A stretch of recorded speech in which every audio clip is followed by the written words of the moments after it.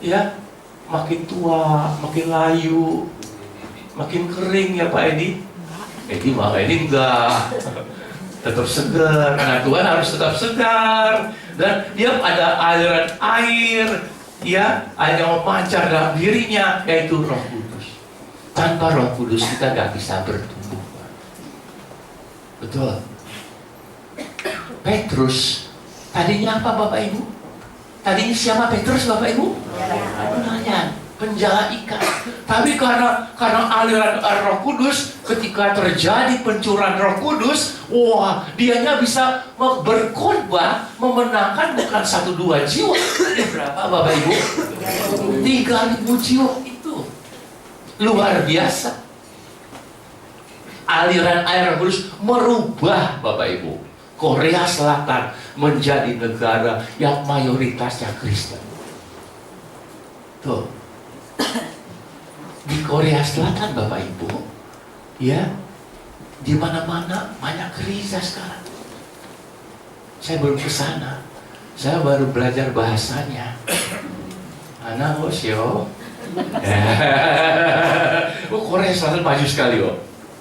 Tadinya dibandingkan Korea Utara, Korea Utara dulu maju sekali, sekarang ketinggalan. Kenapa? Karena Korea Utara tidak percaya Tuhan Yesus. Tidak ada aliran air Roh Kudus. Saudara, bagaimana di tempat ini? Sudah tertanam di tepi aliran Roh Kudus, doa 10 hari masih giat? Amin. Biasa, tahun depan juga ada. Jangan gitu Bapak Ibu. Ya, kita harus ada satu antusias, satu semangat gairah. Wah, tahun ini doa 10 hari. Kalau sudah bulan Januari, Februari, Mei udah dekat Bapak Ibu. Tahun ini Lebaran bulan apa Bapak Ibu? Juli. Kok tahu? Lebaran tahu. Doa 10 hari kapan?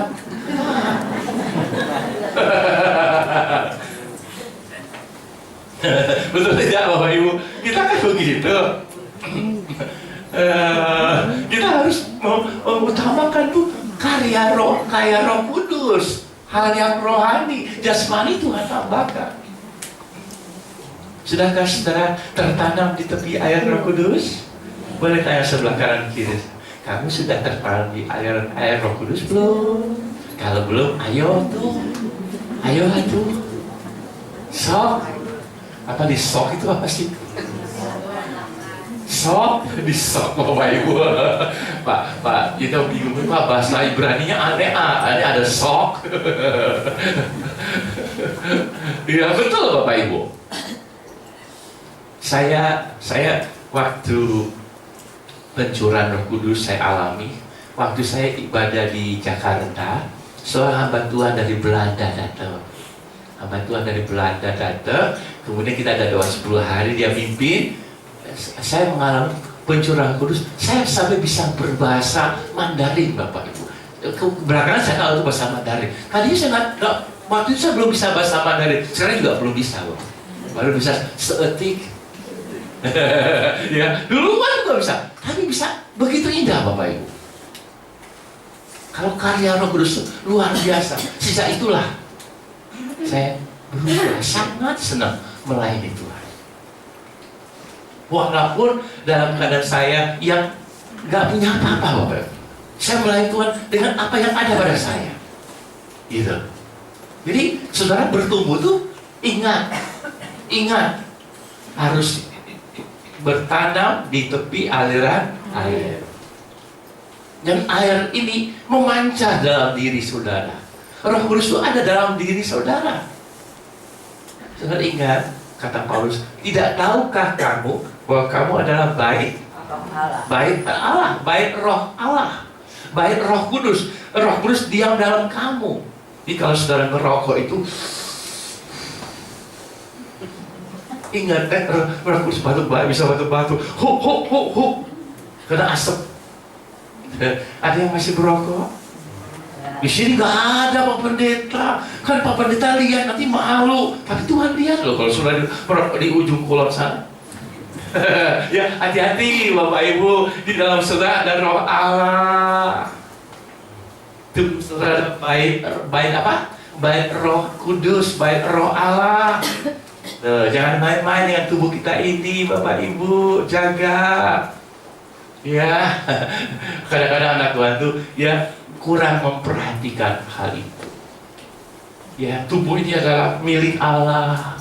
Jangan sembarangan. Saya lihat sekarang orang-orang wanita di Jakarta sembarangan, Bapak Ibu. Pakai celana pendek sampai ini belakang kelihatan, Bapak Ibu. Aduh, belahannya sih kelihatan. Aduh, malu saya. Tapi gimana saya di belakang eskalator? Gimana, Bapak Ibu? Mundur nggak bisa, Bapak Ibu. Ibu, tolong dong. Tubuh kita milik Allah. Kata Paulus, jangan kamu serupa dengan jangan. Saya herannya tuh, mending kakinya mulus, Bapak Ibu. Ada bekas bisul. Betul, mending kakinya kaki rusak, kaki gajah, Bapak Ibu. Aduh, yang keindahannya apa itu loh? Itu dipamerin, Bapak Ibu.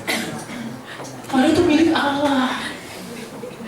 Makanya Bapak Ibu, orang di Timur Tengah itu ditutup semua. Saya pernah lihat, itu kaji dateng Bapak Ibu. Ini hidung sadayana, hidung iya katutup kadayana. Di dia tah.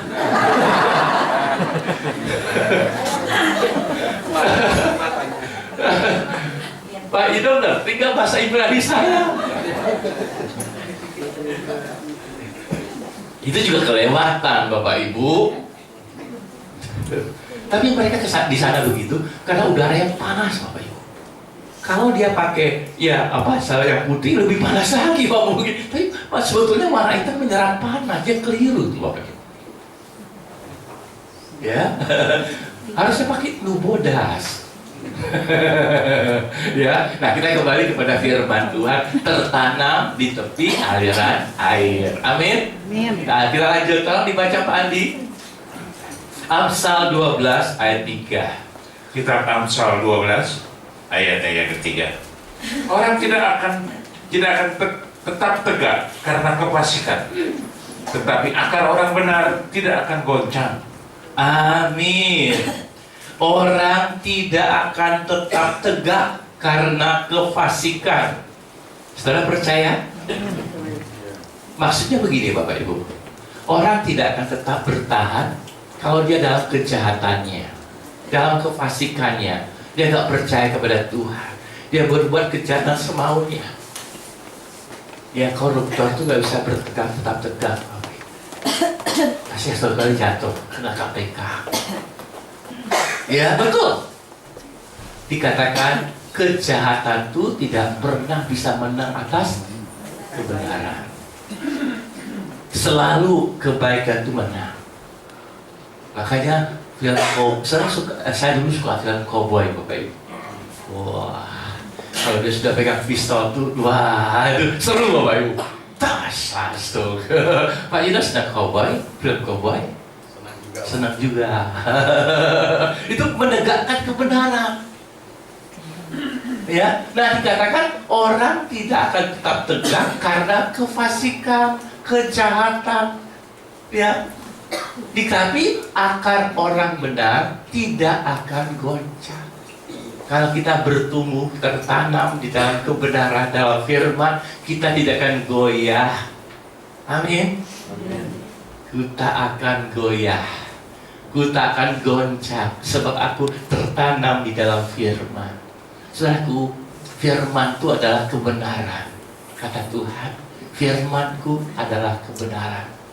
Kalau kebenaran itu memerdekakan kamu, maka kamu benar-benar merdeka. Hanya bisa saudara hidup dalam dunia ini yang penuh kefasikan. Dunia ini penuh kefasikan loh Bapak Ibu. Betul tidak? Betul tidak? Waduh, di mana-mana fasik, orang fasik itu, orang yang nggak mau percaya Tuhan itu di mana-mana lebih banyak daripada orang yang mau percaya Tuhan. Kita sebagai anak Tuhan harus tetap tertanam dalam firman Tuhan. Apa kata firman Tuhan? Itu yang menjadi pegangan saudara dan saya. Amin. Ya, orang dunia bagaimanapun, saudara tetap pegang firman Tuhan. Saudaraku, kalau kita pegang firman Tuhan. Kalau kita tertanam dalam firman Tuhan, kita berbuah lebat. Saya perhatikan Bapak Ibu, saya perhatikan anak Tuhan tuh asal hidup dalam firman pasti beda daripada orang dunia. Pasti beda daripada orang yang tidak percaya Tuhan. Kalau dia tidak beda, berarti apa Bapak Ibu? Dia belum tertanam di dalam firman. Periksa hidup saudara. Periksa hidup saudara. Kalau hidup saudara masih tetap begitu, saudara mungkin belum tertanam di dalam firman Tuhan. Saudara, kalau saudara lihat Koko guru sekolah minggu itu Bapak Ibu, ya, bagaimana dia dari dulu tetap setia dalam Tuhan. Beda.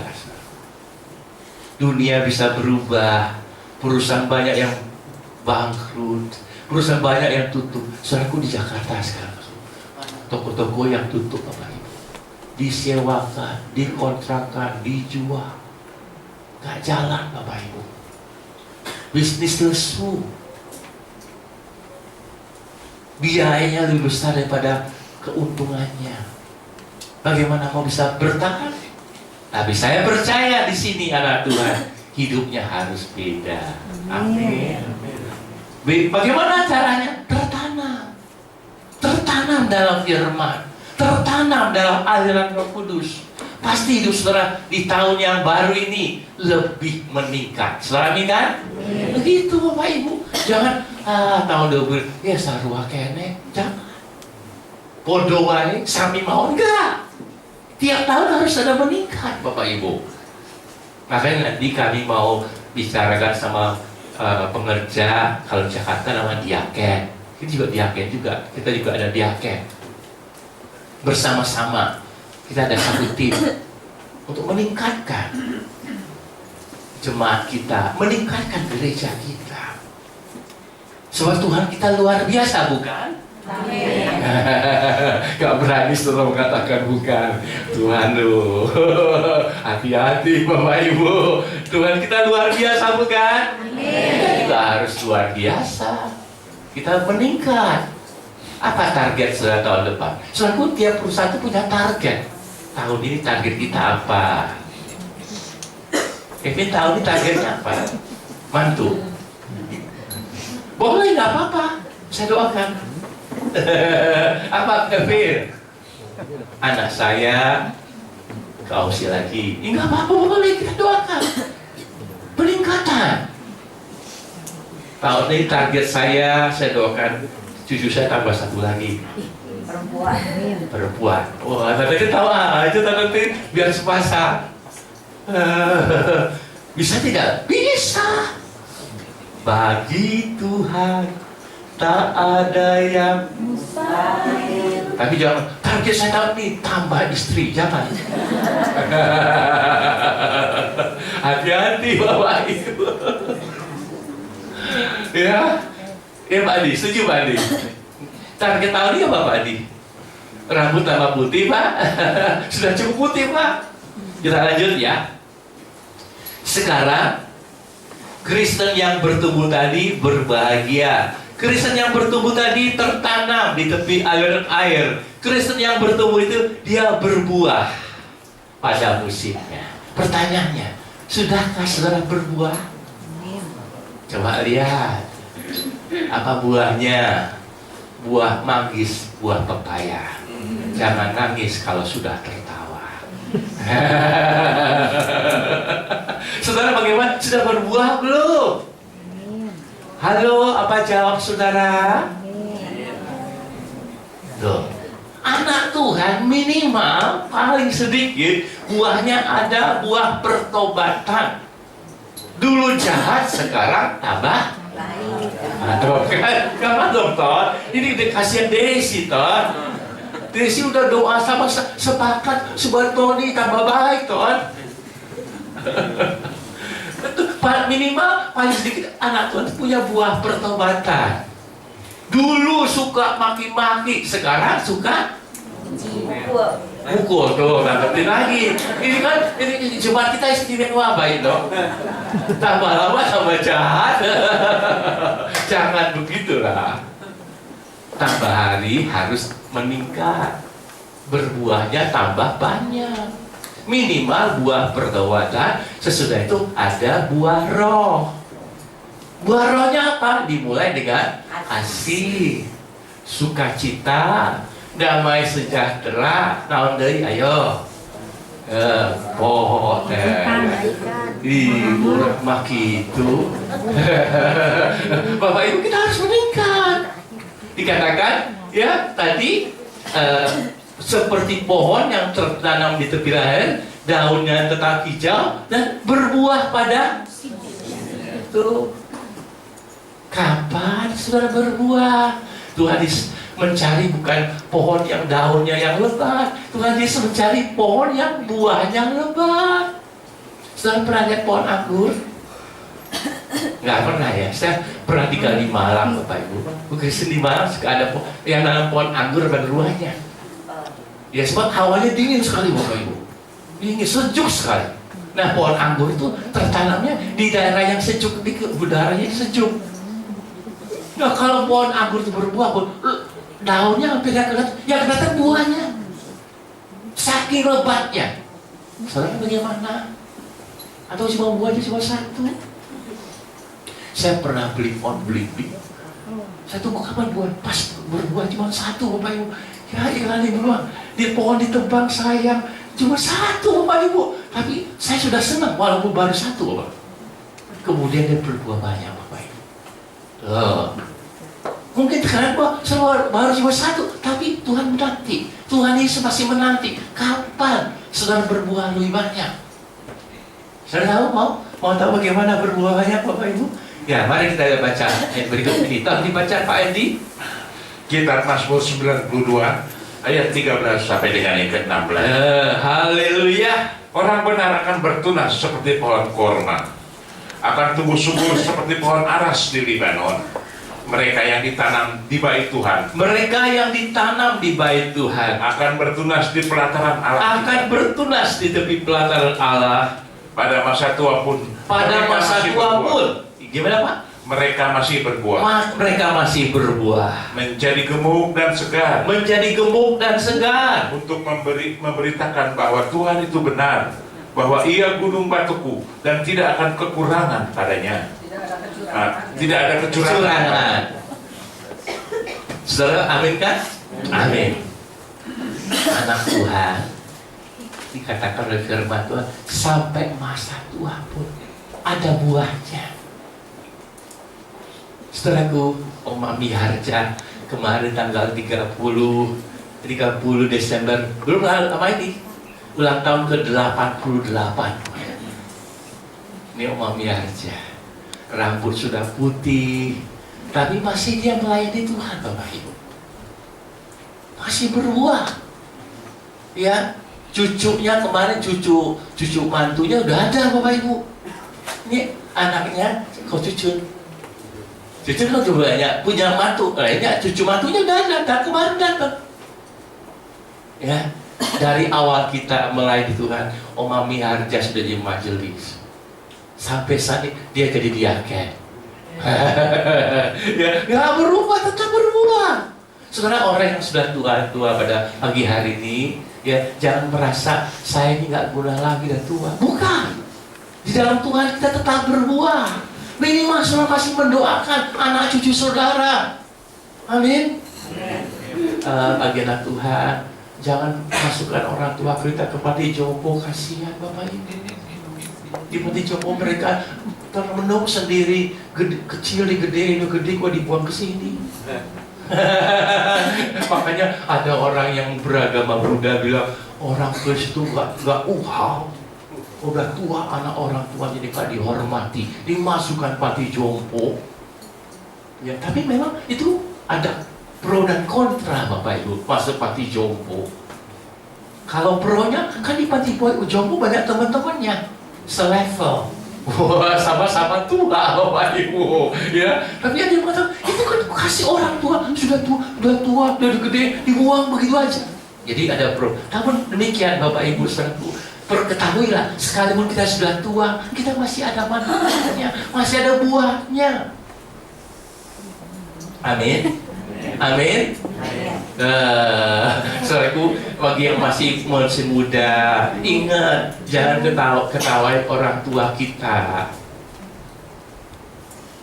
Waktu papa mertua saya masih hidup, saudaraku, dia nonton bola itu seru Bapak Ibu. Wah, udah mau gol kakinya goyang-goyang, mau nendang bola. Saya dari belakang, gol, kaget Isa Bapak Ibu.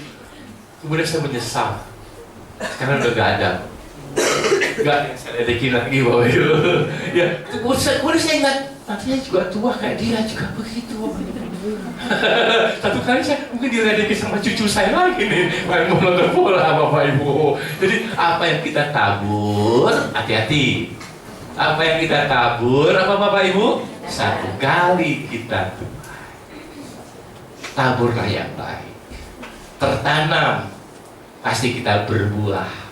Buahnya bukan satu, tapi makin banyak. Dan buahnya bukan asam Bapak Ibu. Saudara senang buah asam? Ada yang suka Bapak Ibu? Ibu-ibu yang lagi hamil tuh senang yang asam Bapak Ibu. Mangga yang asam. Yang paling asam makin senang Bapak Ibu. Waduh rasanya. Tapi nggak boleh buat mah. Nggak boleh Bu.